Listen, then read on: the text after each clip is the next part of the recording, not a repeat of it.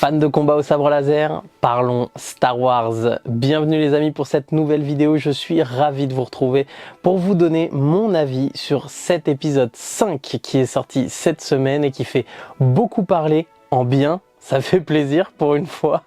Donc on va décortiquer un petit peu tout ça, vous commencez à connaître comment ça marche.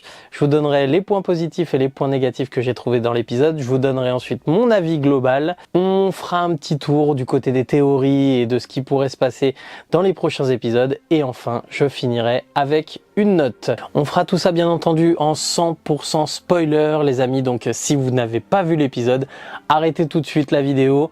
Vous allez voir l'épisode et vous revenez. Ça serait bête qu'on vous gâche le plaisir de découvrir les révélations qui seront faites dans cet épisode. Et croyez-moi, il y en a quelques-unes. Donc les amis, mon avis sur l'épisode 5 de The Acolyte, c'est parti.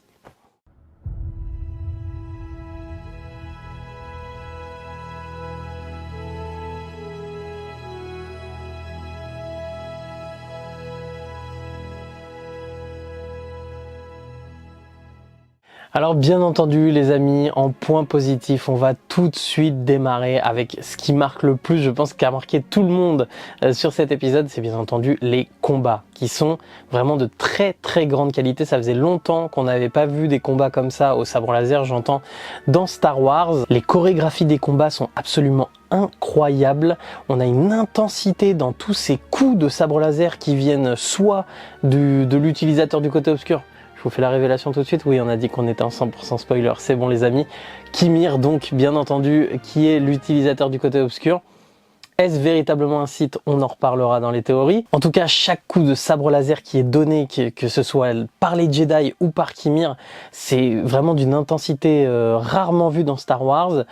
Pour moi, je vous le dis très sincèrement, je trouve qu'on se rapproche de ce qui se fait de mieux en termes de combat de sabre laser qu'on avait vu dans les films. Et en l'occurrence, pour moi, ce qui était le must du must, c'était ce qu'on avait vu bien entendu dans la prélogie. Que ce soit en termes de chorégraphie de combat, d'intensité, mais également d'effets spéciaux autour de ces combats. Donc, c'est-à-dire la lame, de voir la lame, la réaction de la lame par rapport aux autres lames, ou même de pouvoir transpercer les corps, les matériaux, etc., etc. Donc pour moi, c'est clairement ce qu'on a vu là dans cet épisode, au-dessus de tout ce qu'on a vu dans les séries Star Wars précédemment, en termes de combat de sabre laser, j'entends. C'est devant pour moi le duel Obi-Wan-Anakin qu'on a vu dans la série Obi-Wan. C'est bien entendu devant ce qu'on a vu dans Ahsoka, avec donc Rosario Dawson, et notamment les duels qu'il pouvait y avoir avec Shinati ou avec Baylan Skoll. Ce qui surclasse totalement ces combats, c'est l'intensité qu'il y a là et dans les chorégraphies qu'on a dans The Acolyte par rapport à Ahsoka.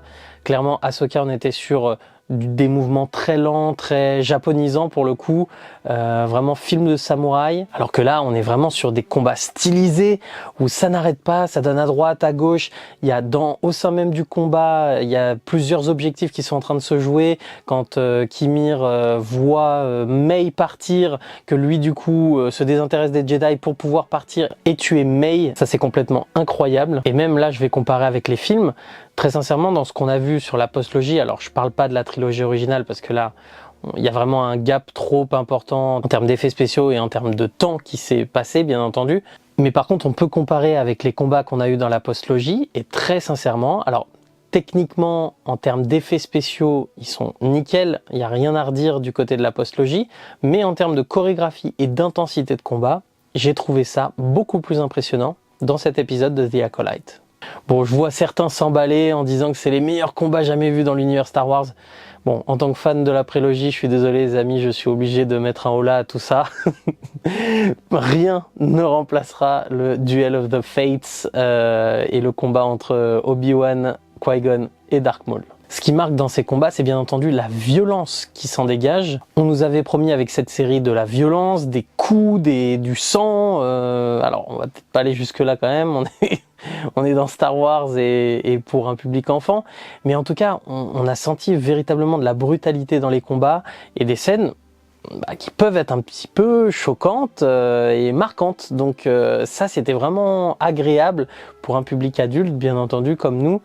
Ça fait vraiment plaisir. Quand on voit la mort de certains Jedi qui accompagnent Saul, qui fait partie de toute la petite troupe pour retrouver Mei, franchement, les morts sont incroyable. Alors il montre pas tout à l'écran, c'est subtilement fait, mais on voit quand même certaines choses et pas mal de lames qui transpercent quand même des corps, donc ça fait plaisir pour les fans un petit peu adultes qui se plaignaient du côté trop lisse de ce qu'on pouvait voir dans Star Wars et notamment dans les séries. Bon, bah là on a été un petit peu servi quand même. En parlant de mort violente, on est obligé de s'arrêter sur les deux morts très marquantes de cet épisode. La mort de Jeki, la padawan de Maître Sol, qui fait un combat absolument magnifique face à Kimir. Avant cela, elle a eu un très très beau duel également à main nue, mais également avec le sabre face à Mei.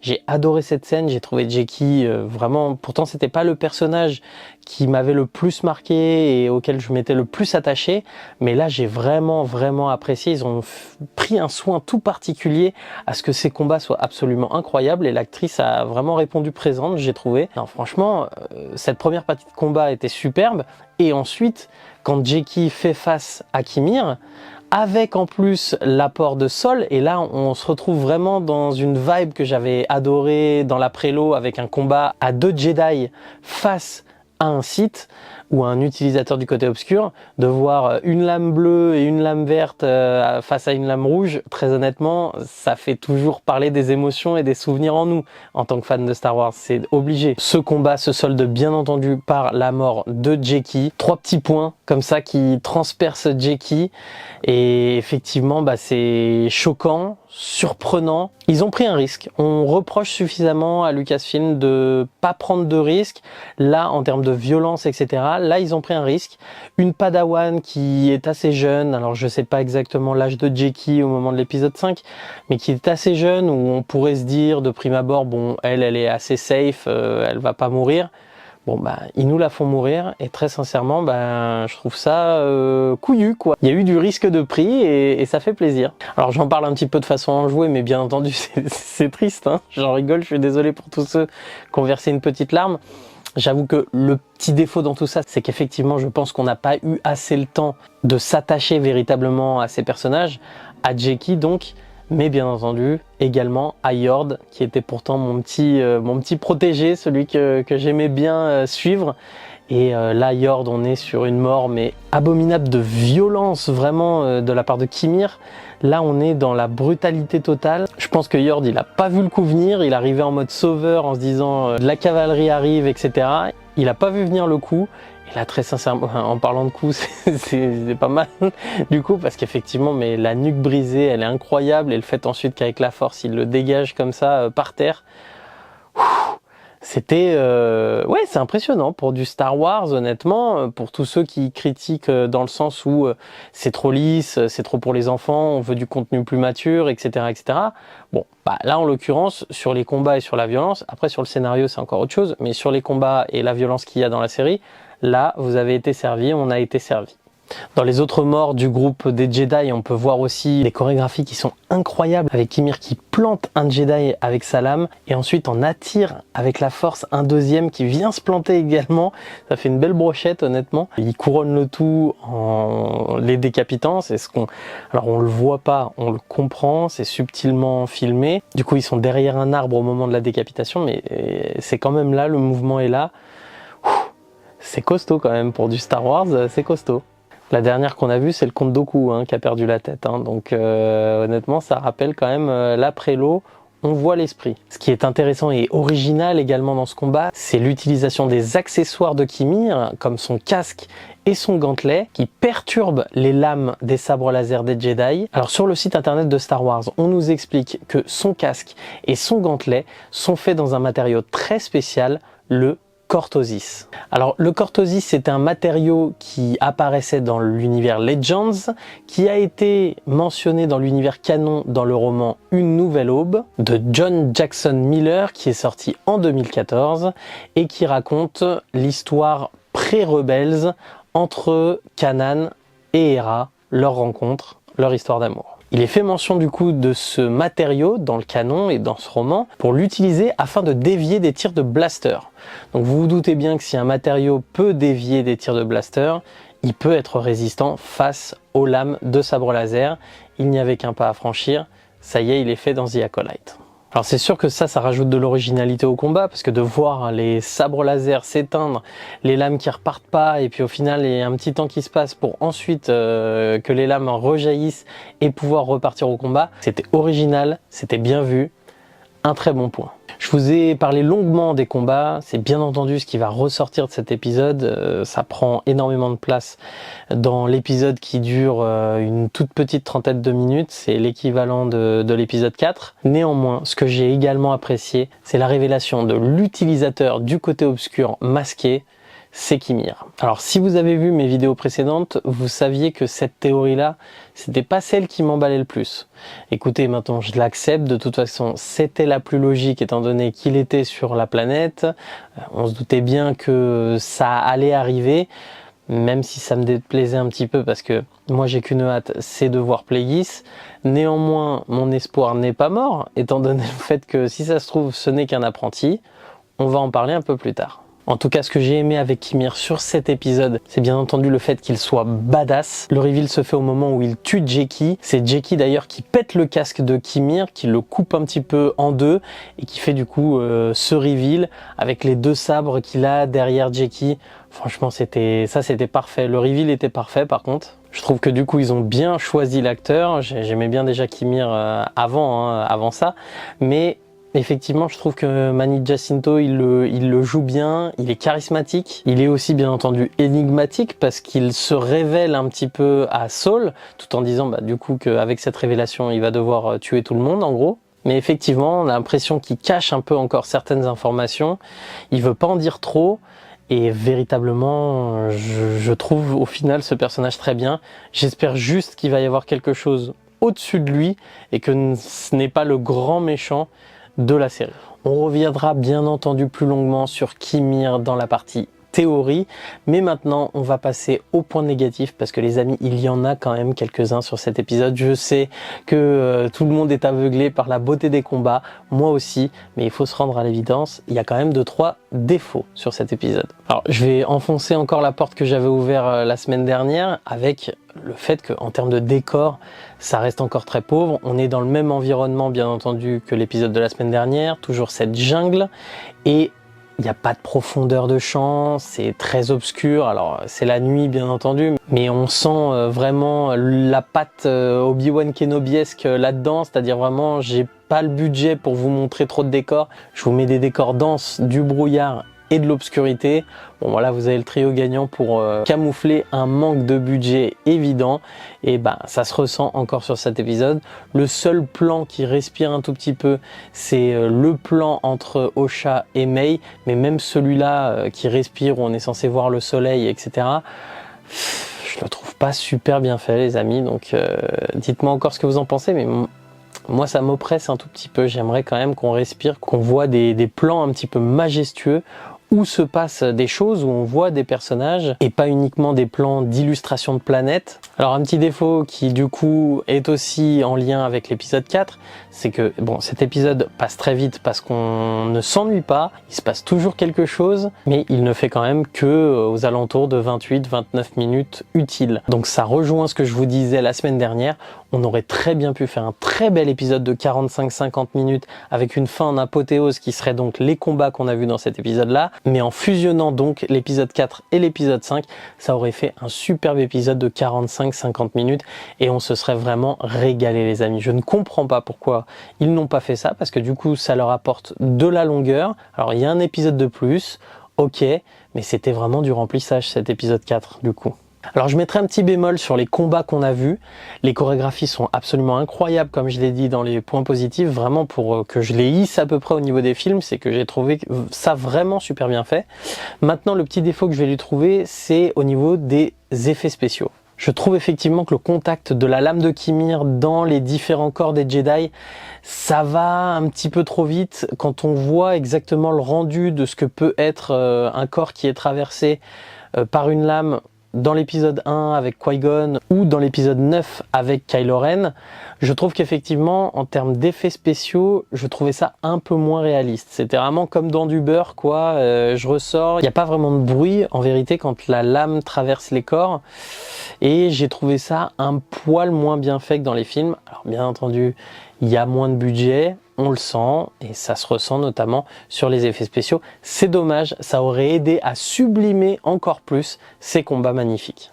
Je trouve que les quelques dialogues qu'on a eus dans cet épisode, malheureusement, sont un petit peu pauvres. Je trouve que c'est clairement pas le point fort de cette série. Et l'écriture d'Osha, on a l'impression qu'on se dirige vers vraiment une Jedi absolument parfaite qui du coup n'a aucune ambiguïté avec sa sœur, est le bien absolu et veut du coup, alors qu'il y a une déclaration d'amour vraiment de May envers elle, Osha la rejette complètement et lui dit je t'arrête au nom de l'ordre Jedi, limite vraiment comme le policier parfait, un petit peu robotique, sans émotion, etc. Je trouve que c'est une écriture qui pêche un petit peu, où il y a pas, là il y a zéro nuance. Alors oui, Star Wars est manichéen, c'est clair, mais là pour le coup, je pensais qu'on allait voir quelque chose, un petit peu plus de complexité dans le personnage d'Osha. J'espère me déjuger sur les 3 derniers épisodes, mais j'ai l'impression du coup qu'on part en ligne droite là et qu'on est vraiment sur le bien et le mal.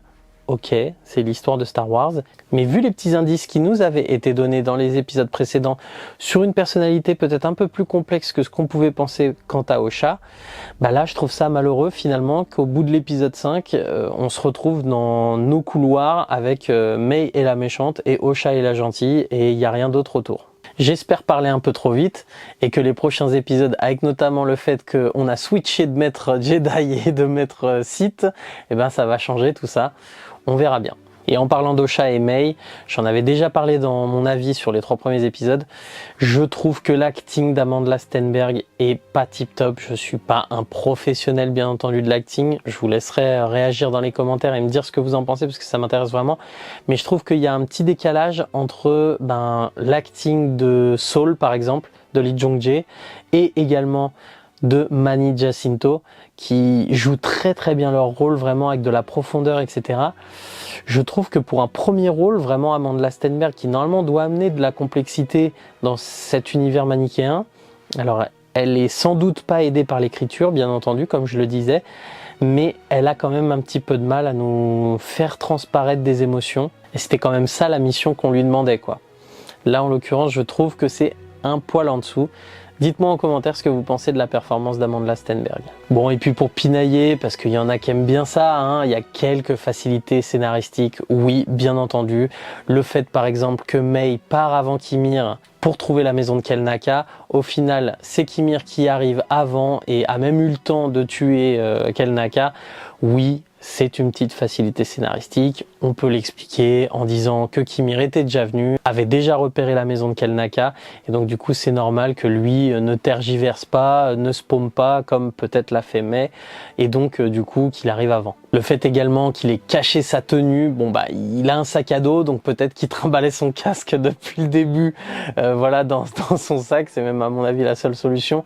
Donc oui, effectivement, c'est un petit peu aussi une facilité scénaristique qu'il arrive comme ça, stylé avec son casque, qui sort un peu de nowhere. Bon, voilà, c'est aussi une petite facilité scénaristique, mais c'est pas très gênant.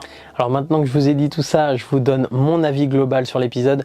J'ai bien entendu beaucoup aimé cet épisode. C'est clairement le meilleur épisode de la série depuis le début. J'avoue que les combats au sabre laser, c'est pas non plus ce que je préfère dans l'univers. J'adore ça comme tout fan de Star Wars, mais c'est pas ce que je préfère. Je préfère de beaux dialogues un petit peu profonds, des intrigues politiques, etc. Il en faut pour tous les goûts, je respecte. C'est pour ça que je vous dis ça subjectivement. Mais clairement, on a assisté au meilleur combat de sabre laser qu'on ait vu depuis la prélogie et ça fait vraiment plaisir. Dommage qu'il n'ait pas été sublimé par de très beaux effets spéciaux, un poil plus réaliste que ce qu'on a pu voir dans l'épisode, mais malgré tout c'était super, on a pris notre pied, faut pas bouder notre plaisir. J'ai bien entendu beaucoup apprécié la prise de risque de Lucasfilm sur la violence dans les combats. On n'en a pas vu beaucoup ces derniers temps, même Andor qui est un petit peu plus adulte. De mémoire, on n'était quand même pas sur ce niveau de violence là, en termes de mort. Rafraîchissez-moi la mémoire dans les commentaires, mais il ne me semble pas. Donc c'était vraiment assez surprenant, surtout la direction dans laquelle nous emmenait la série sur les 4 premiers épisodes, où je me disais « Oulala, ça va pas être si adulte que ça, si sombre, etc. » Et au final, c'est plutôt une bonne surprise. Et en termes de morts surprenantes, on a 2 morts vraiment surprises pour moi, que sont celles de Jeki et celle de Yord. Yord, il avait une petite hype autour de lui, je me disais, non, eux, ils ont créé ce perso pour qu'il y ait une petite hype très bien parfait, il va être protégé. En plus, on nous disait que c'était un gardien de temple Jedi, donc je pensais qu'on allait le voir en uniforme de gardien du temple. Du coup, c'est râpé. Et de l'autre côté, Jeki, jeune padawan, qui est assez innocente, etc. Je me disais, elle aussi, c'est pareil, elle va être assez protégée, il n'y a pas trop de problème. Et au final, ils nous la font mourir et de façon assez brutale. Donc, surprenant, et on aime être surpris dans Star Wars, c'est pas mal. Et pour finir, j'ai vraiment apprécié le fait qu'il y ait encore un mystère autour de Qimir. Est-ce que c'est véritablement un Sith ou pas? De la façon dont il le dit, c'est quand même assez alambiqué. Et derrière, si jamais c'est véritablement un Sith, est-ce que c'est un maître? Est-ce que c'est l'apprenti? Nous verrons bien. On va donc essayer de se projeter sur la suite et sur les réponses qui vont pouvoir nous être apportées, notamment bien entendu sur la nature véritable de Qimir. Est-ce un Sith ou pas? Est-ce le maître? Est-ce l'apprenti? C'est intéressant de revenir là-dessus. Alors revenons déjà sur sa révélation. Ce qu'il dit à Maître Sol, c'est « Les Jedi comme vous n'auront qu'à m'appeler Sith ». Alors ça peut englober beaucoup de choses, et je suis sûr que vous avez pu voir fleurir un petit peu une théorie qui se rapporte à un extrait de l'épisode, la scène où Qimir retrouve Osha inconsciente par terre et où est joué les quelques notes du thème de Kylo Ren. Nous sommes réellement des êtres étonnants.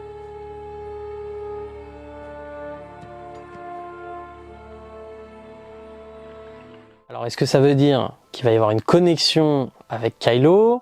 Est-ce que ça veut tout simplement nous évoquer un rapport avec le côté obscur et basta? Ou est-ce que ça peut nous indiquer également un rapprochement avec l'ordre des Chevaliers de Ren, qui fait donc partie du côté obscur, et c'est peut-être une filiale, j'ai envie de dire, des Sith. Voilà pourquoi il a dit « vous n'avez qu'à m'appeler Sith ». Ce qui vient renforcer également le fait qu'il y a une incertitude quant à la nature de Qimir et son appartenance au côté obscur, c'est que même dans le site internet de Star Wars, ils ont bien entendu alimenté la databank avec le nouveau personnage qui est arrivé dans cet épisode 5, et donc le reveal de l'étranger. Ils l'appellent l'étranger. Ils auraient très bien pu l'appeler le Sith par exemple. Ils continuent à l'appeler l'étranger. Et il est précisé, bien que certains puissent le qualifier de Sith, on sait peu de choses sur ce côté obscur. J'ai envie de dire que c'est un petit peu alambiqué ces formulations.